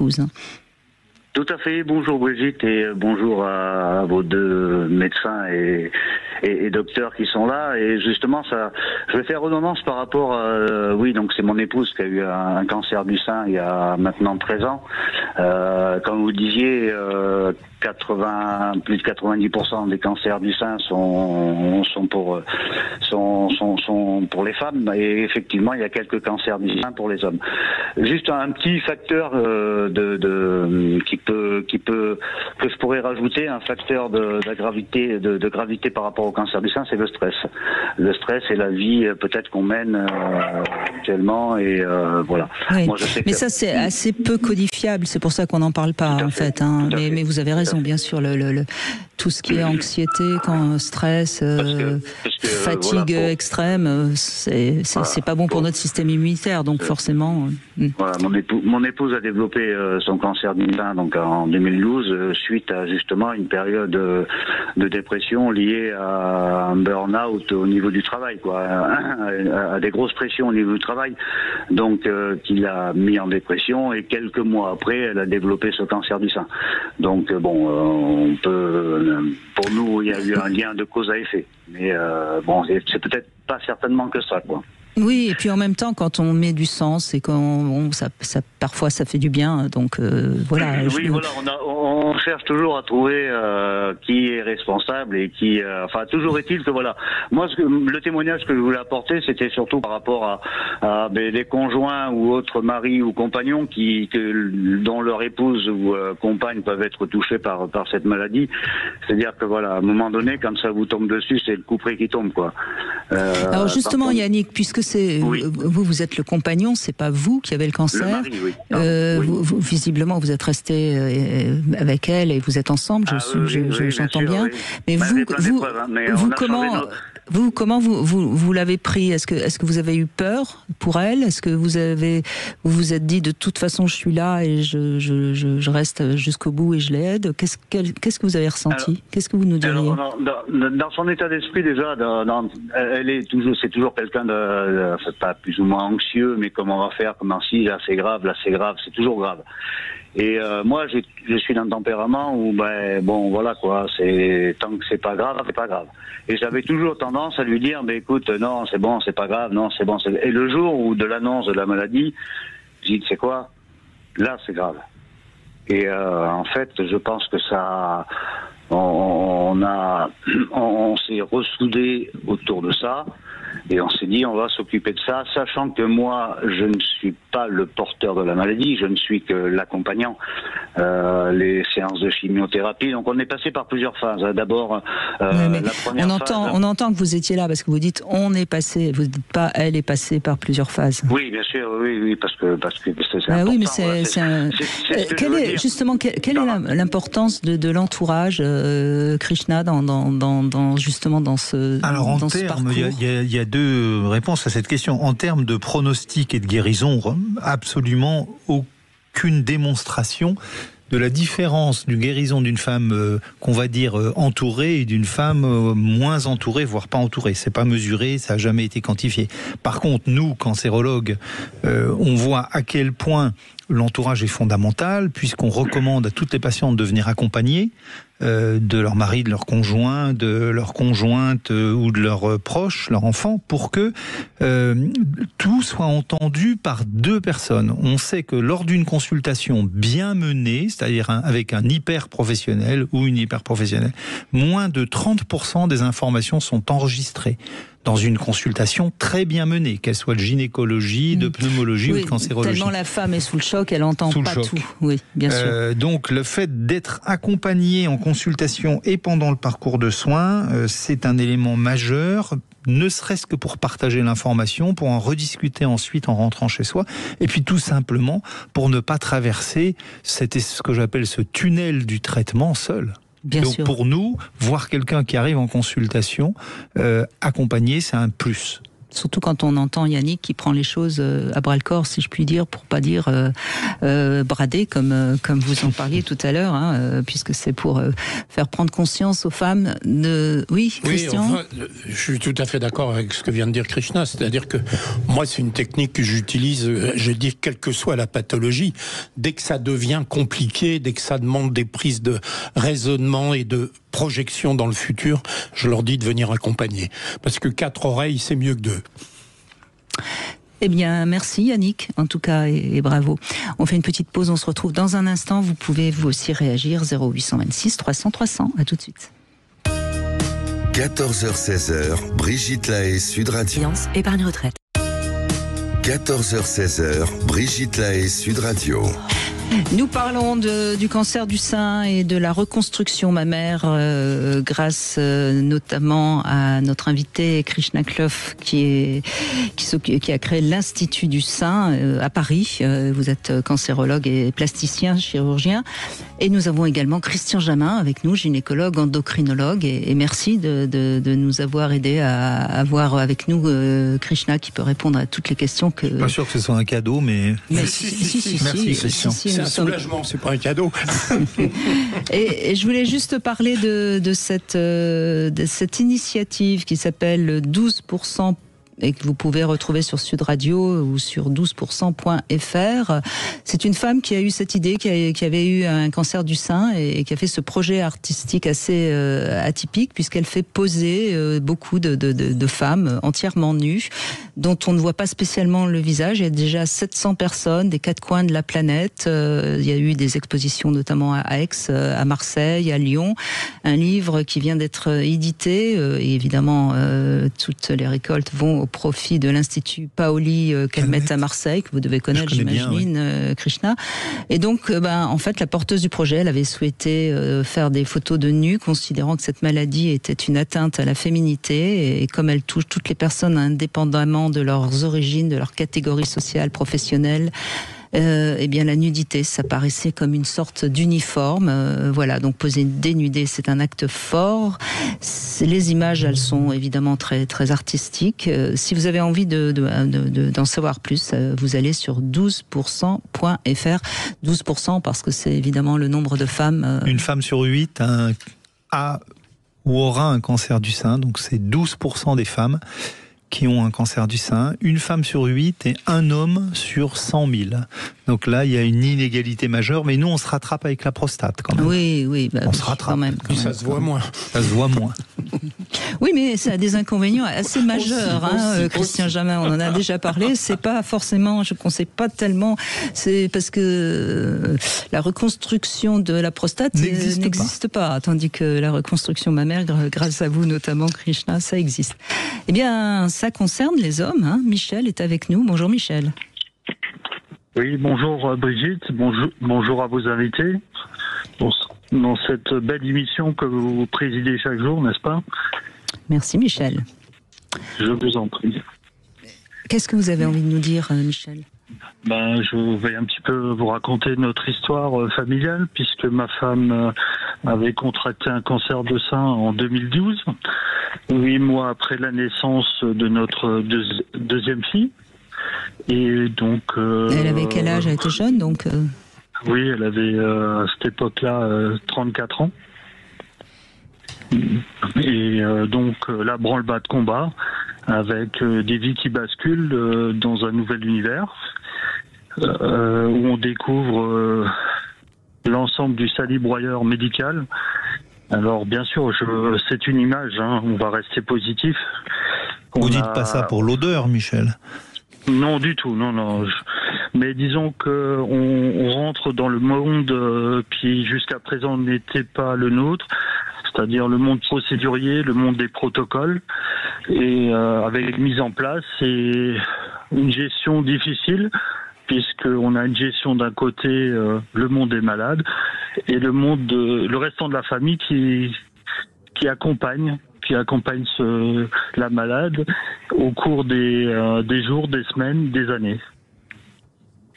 Donc, c'était en 2012, donc ça fait 13 ans. Aujourd'hui, qu'est-ce qu'il en est ? Aujourd'hui, ma femme, Claudia, est décédée en 2023. D'accord. Donc on a vécu un long combat de 11 années et malheureusement on n'a pas pu arriver au bout de l'histoire et malheureusement elle est partie. Avec ces deux enfants qui donc ont traversé ça aussi, parce que on entend cet enfant qui vient pratiquement au monde au moment où le cancer se déclare. Ça arrive, ça, Krishna ? Oui, bien sûr. Le problème des cancers de la femme jeune, c'est que ce sont des cancers qui sont plus agressifs. Donc en fait, on parlait tout à l'heure des taux de guérison du cancer du sein. On parlait du taux de guérison du cancer dépisté tôt grâce au dépistage, mais malheureusement, il n'y a pas de dépistage possible par mammographie à 34 ans. La mammographie n'est pas du tout efficace, il n'y a pas de dépistage systématique. Et je reviens sur l'importance de la palpation dès qu'il y a une masse, mais quand à 34 ans, on l'imagine pas. Enfin, vous avez un cancer du sein, c'est souvent une masse qui est palpable, donc elle fait plus de 2-3 cm. On n'y pense pas tout de suite, comme vous dites Brigitte, donc on va pas voir le gynécologue tout de suite. Et ce sont des cancers, malheureusement, avec des taux de mortalité qui sont beaucoup plus élevés que le petit cancer dépisté à 60 ans. Donc Michel, j'entends votre histoire. Malheureusement, nous accompagnons des femmes très très jeunes et nous leur disons, comme disait tout à l'heure le docteur Jamin, faites-vous surveiller sans interruption parce que ce cancer de la femme très jeune peut revenir. Oui, c'est exact. C'est exact. On n'a pas joué de malchance un petit peu dans cette histoire, puisqu'elle avait subi une mutation génétique. Donc qui était très dur donc à traiter au fil des différents protocoles, puisqu'on a d'abord vécu une première rémission, une deuxième rémission, une troisième et puis la quatrième, malheureusement on n'a pas pu faire face. Mais là, ça fait 2 ans et je pense que vous êtes encore sous le choc, parce que c'est quand même c'est 11 ans de calvaire, de toute façon.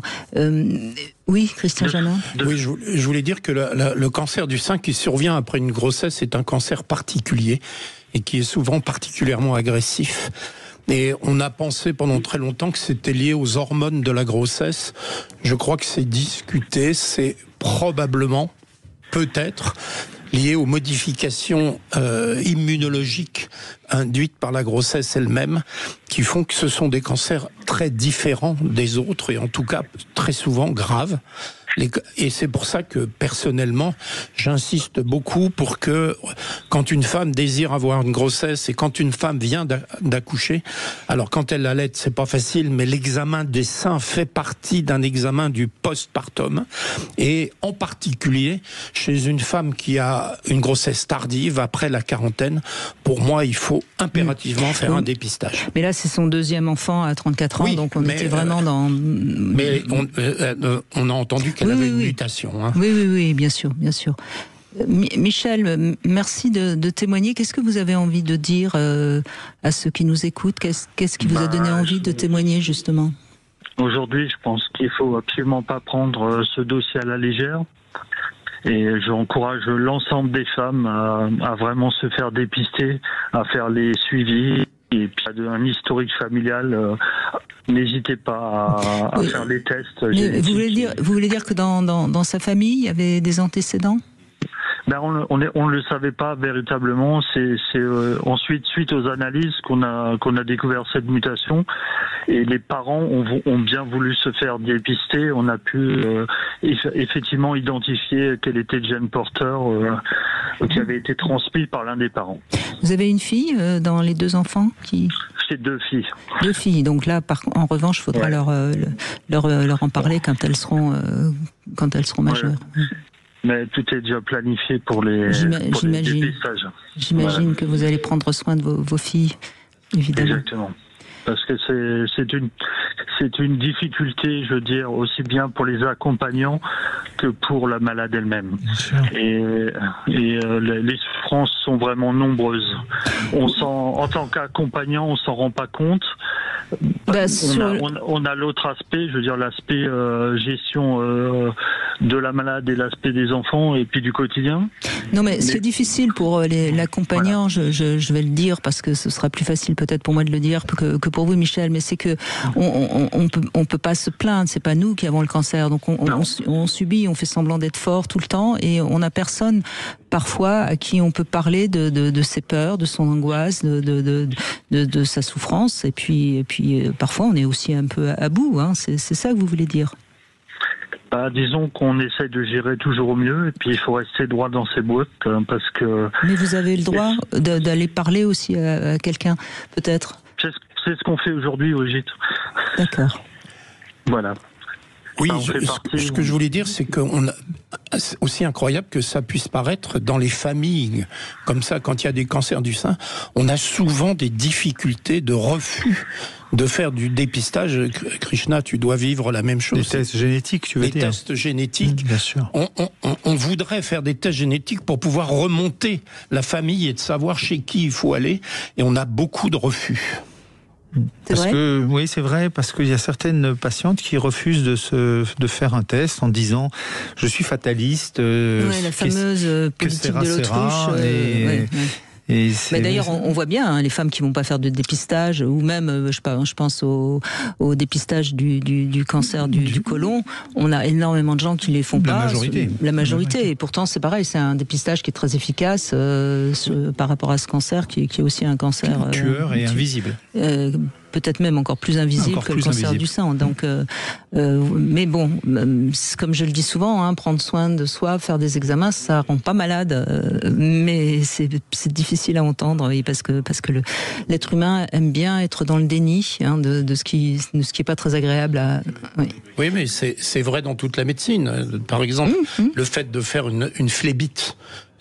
Une phlébite, il faut absolument chercher les facteurs dans la famille pour savoir chez qui on doit faire de la prévention, se faire une petite piqûre avant de prendre l'avion, etc. Et on n'y arrive pas. Parce qu'il y a beaucoup de gens qui refusent de faire les tests de dépistage. Eh oui, au moins on passe les infos, et puis après... Si c'était si simple de changer l'humain, ça se saurait. Hein. Oui. Bon, en tout cas, merci Michel, merci beaucoup et merci de votre témoignage. On a le gagnant de tout à l'heure qui repart avec les 5 accessoires Lelo, c'est Jean Hervé qui habite en Savoie. Et puis il y a une autre possibilité de gagner un pack Lelo. C'est le moment de jouer sur Sud Radio pour gagner ce pack de 5 accessoires Lelo et vous envoyez un SMS à Brigitte 7 20 18 et l'un d'entre vous également repartira avec ce pack de 5 accessoires Lelo. Petite pause avant d'écouter Pierre. C'est bien, les hommes se sentent concernés, moi ça me fait vraiment plaisir. Vous voulez parler à Brigitte Lahaye? 0826 300 300. 14h-16h, Brigitte Lahaye, Sud Radio. D'abord, j'en profite pour remercier vraiment mes 2 invités. Je crois qu'on a fait passer déjà énormément d'informations de tout azimut. Christian Jamin, merci d'être là et d'évoquer ce sujet du cancer du sein. Et merci de nous avoir permis de recevoir Krishna Kloff, qui est chirurgien spécialiste du cancer du sein, auteur également de Confidences et vérités sur le cancer du sein aux éditions Larousse. Parce que je crois qu'on a dit beaucoup de choses durant ces 2 heures et on aura peut-être encore l'occasion d'en dire quelques-unes avant la fin de l'émission. Pierre est avec nous également, mais décidément les hommes sont présents et ça, c'est bien. Bonjour Pierre. Bonjour à chacun de vous 3, ça fait plaisir de vous avoir. C'est votre ex-femme qui a eu un... Oui, allez-y, je vous en prie. C'est ça, oui, exactement, c'est ça, voilà. C'est mon ex-femme qui a eu un cancer du sein. Alors en fait, il s'est développé, je dirais, quand ça a commencé un peu à tourner au vinaigre dans notre couple. Et ça a été vraiment du coup sur la fin, avant la séparation, que du coup elle s'est fait soigner, traiter, donc. Et Oui, mais vous dites ça pour excuser le fait que vous soyez parti, Pierre. Je plaisante. Ah non, du tout. Non, absolument pas. Non, mais je plaisante. Non, c'est elle qui est partie en plus, c'est pas moi. non, il n'y a aucun problème. Non. Mais je crois que vous aviez envie, et on est peut-être un peu plus dans le sujet que dans ce sujet de couple qui... vous êtes un petit peu remonté contre la campagne de Octobre Rose ? Oui, tout à fait. Alors après, j'ai rien contre la sensibilisation au cancer du sein, que les choses soient bien claires. Voilà, si on peut détecter un cancer assez tôt, j'ai aucun problème avec ça. Mais alors, avec quoi vous avez un problème ? Alors, c'est ce qu'il y a derrière et l'origine. Alors moi, ce que j'ai lu, ce que j'ai pu voir à droite et à gauche, c'est qu'en fait, cette campagne, au départ, a été lancée par des laboratoires. Et des qui ont vraiment les méchants laboratoires. Mais vous n'êtes pas un peu complotiste, Pierre ? Oh, un petit peu beaucoup.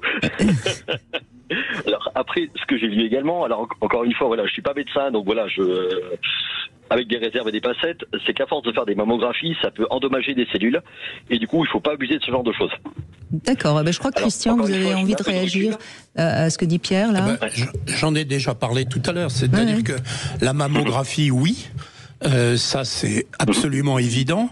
Le rythme, c'est pas plus que tous les 2 ans, sauf quand on est dans des cas à risque particulier. Donc déjà, trop de mammographie nuit, ne pas commencer trop tôt, c'est-à-dire que il y a une discussion en ce moment pour savoir si on commence à 40 ou à 50, mais il n'y a aucun argument pour commencer avant 40 ans, en dehors de facteurs de risque majeurs, familiaux, etc. Donc, oui, vous avez raison, la mammographie indispensable, mais bien compris. Mais ça m'étonnerait qu'il y ait énormément de femmes qui fassent des mammographies sans arrêt. Si. On voit des femmes qui sont terrorisées et qui font des mammographies très tôt. Et c'est vrai que ça augmente le risque si on fait une mammographie trop tôt. Avant 30 ans quand même, hein. Après 30 ans. Vous pouvez parler près du micro, merci. Oui, Krishna. Effectivement, le rythme des mammos est très codifié. Vous pouvez pas aller vous promener, faire une mammographie tous les 6 mois pendant 20 ans. Mais quand j'entends Pierre dire, j'ai l'impression que les mammographies, tout ça, c'est quand même un grand barnum. Je rappelle que dans toutes les études bien faites, indépendamment de l'industrie pharmaceutique et des vendeurs de mammographie, qui ont mesuré le bénéfice du dépistage, on a démontré une baisse notable de la mortalité. Alors certes, on dépiste plus de cancers, c'est fait pour ça le dépistage, mais heureusement on les dépiste tôt et on les guérit. Oui, donc on peut pas être contre le dépistage. Sincèrement, Pierre, peut-être que vous êtes particulièrement sensibilisé puisque vous avez votre ex qui a eu un cancer, donc forcément vous êtes sensibilisé. Mais il y a encore énormément de femmes aujourd'hui qui ont besoin d'être sensibilisées parce qu'elles sont un petit peu, inconscientes, j'en sais rien, mais en tout cas qu'elles ne comprennent pas que le dépistage peut les sauver. Je suis totalement d'accord. Totalement d'accord. Après, j'ai ma femme actuelle, ma femme, disons. Oui, la femme actuelle, oui. Elle a fait une mammographie, voilà, c'est ça. Je compte pas changer. Hein. Mais elle a fait une mammographie, là, elle a 30 ans, elle en a fait une il y a moins de 6 mois. Voilà, parce que voilà, il y a une petite grosseur, on se demandait ce que c'était, donc elle a été voir le médecin, tout ça, donc je remets pas en cause les mammographies, là, surtout pas. Hein. Mais là, il faut que ce soit vraiment, comme disait le médecin juste avant, pas tous les 6 mois. Voilà. Surtout si elle a 30 ans. Voilà, c'est ça. Voilà. Donc là, elle l'a fait parce que voilà, il y avait un petit risque, on se demandait ce que c'était. Bon, il y a rien du tout. Et c'est vous qui avez palpé les seins de votre amie pour découvrir la petite... Non, c'est elle. Non, c'est elle, parce que bon, je dirais, elle connaît son corps, elle connaît ses seins, et je dirais, elle a senti une petite grosseur, et du coup, elle s'est dit, bon, à surveiller quand même. Bon, et puis après, du coup, voilà, elle est partie voir le médecin, tout ça, pour surveiller. Et bon, il s'est avéré qu'il y avait rien du tout. On est ravis. C'est important qu'une femme puisse merci. Je pense que c'est vraiment important que les femmes connaissent, leur apprendre, que toutes les femmes puissent apprendre vraiment la palpation et savoir détecter. Alors justement, on va y revenir, même si on en a déjà parlé. Merci Pierre, en tout cas, merci de votre appel. On va y revenir justement à la palpation. On en a déjà parlé tout à l'heure. C'est évidemment plus facile si on a des seins moins épais. Je sais pas quel. Moins dense, merci. Voilà. Et c'est surtout quelque chose de dur, hein, qu'on sent quelque chose de dur qui indique éventuellement. Mais est-ce que le dépistage finalement c'est presque avant d'avoir quelque chose qu'on peut sentir à la palpation? Non, en fait, la palpation permet de dépister lorsqu'il existe un cancer, mais pas un pré-cancer. Vous ne dépistez pas des pré-cancers à la palpation, alors que vous dépistez parfois des pré-cancers, qu'on appelle les cancers in situ à la mammographie. Mais sur la palpation, il y a vraiment deux éléments, et je trouve qu'on parle énormément de la mammographie, ce qui est une très bonne chose, mais qu'on parle peu de la palpation. Et bien la palpation par le gynécologue, c'est un élément majeur. Le gynécologue connaît les seins, vous ne connaissez que vos seins. Et en fait, le gynécologue est plus à même de dépister un cancer du sein. Oui, justement, la différence entre une glande normale et une glande anormale. Et vraiment, si on encourage les femmes à se faire des mammographies, il faut aussi les encourager à aller voir des gynécologues ou des médecins généralistes d'ailleurs, qui pratiquent le dépistage par palpation. C'est un élément majeur. C'est pour ça que vous êtes devenu gynécologue pour palper les seins, Christian Jamin. Oui, mais ça m'est apparu avant la puberté. Non, je voulais dire que par ailleurs, il ne faut pas affoler les femmes. C'est-à-dire les nodules chez les femmes jeunes, c'est très fréquent. Et c'est pas grave. Fréquent. Ça s'appelle des fibroadénomes et ça n'est pas grave. Et avant la mammographie, on peut faire une échographie qui, elle, ne donne pas de rayons et permet très souvent d'éviter la mammographie. Chez les femmes jeunes. Chez les femmes jeunes. Donc chez les femmes jeunes, pas de panique s'il y a une boule. Même si elle est ferme, faites une échographie, et ça, encore une fois, le fibroadénome, c'est tous les jours, et pas de panique. Bien sûr. Donc ça, c'est déjà important. Et donc la palpation, c'est particulièrement le médecin qui est habitué, ou le gynécologue, plus que finalement la patiente fait partie des 3 outils de dépistage. Les outils, c'est la mammographie, la palpation par le médecin et l'autopalpation. On va dire que le médecin est plus formé que la patiente à palper les seins, mais qu'il y a beaucoup de patientes qui viennent nous voir parce qu'elles se sont auto-palpées un nodule et parfois un cancer. D'accord. Donc ça, c'est première, là je crois qu'on l'a bien expliqué, et puis à part ça, on a dit l'hygiène de vie, voilà. Quel est l'âge le plus à risque, si je puis dire, du cancer du sein? 64 ans. En fait, c'est pas l'âge le plus à risque, mais c'est l'âge moyen d'apparition du cancer du sein en France. Mais le cancer du sein peut apparaître avant 30 ans, très exceptionnellement, et puis il peut apparaître après 90 ans. Et comme le disait le docteur Jamin tout à l'heure, après 75 ans, on ne va plus faire de dépistage par mammographie, mais en fait, votre risque de cancer du sein augmente. Plus on vieillit, plus on a de risque du cancer, que ce soit du côlon, de la prostate chez l'homme ou du sein chez la femme. Et donc, ce n'est pas parce qu'on ne fait plus de dépistage systématique qu'il ne faut pas faire un dépistage personnel. Et ce dépistage personnel, c'est le gynécologue, plus ou moins une mammographie orientée par le gynécologue. Il ne faut surtout pas se dire, après 74 ans, j'ai plus de risque de cancer du sein. Je vois toutes les semaines des femmes de 78 ans qui me disent, je ne savais pas que ça pouvait encore m'arriver. Mais c'est aussi parce qu'évidemment, après 75 ans, on a beaucoup plus de risques d'avoir des cancers, quels qu'ils soient. Donc ça, question aussi peut-être que j'ai pas posée et qui peut être intéressante. Est-ce qu'une femme qui a déjà eu un cancer, un autre cancer, a plus de risques d'avoir un cancer du sein qu'une autre? La réponse c'est non. À de minimes exceptions près, d'anomalies génétiques qu'on a évoquées tout à l'heure, qui prédisposent à plusieurs cancers, et en général c'est côlon, pancréas, ovaire, mais c'est vraiment exceptionnel. En fait, on n'est pas sujette à des cancers, mais on est victime ou touché par un cancer, à l'exception de ces fameuses mutations qu'on a évoquées à plusieurs reprises lors de cette émission. Et le cancer du sein est le cancer le plus fréquent chez les femmes, de très loin. C'est une femme sur 8, c'est le chiffre qu'il faut retenir. Une femme sur 8, c'est énorme. Oui, bien sûr, c'est énorme. On est bien d'accord. Merci en tout cas à tous les deux. Krishna Kloff, je rappelle le titre de votre livre, Confidence et vérité sur le cancer du sein, c'est aux éditions Larousse.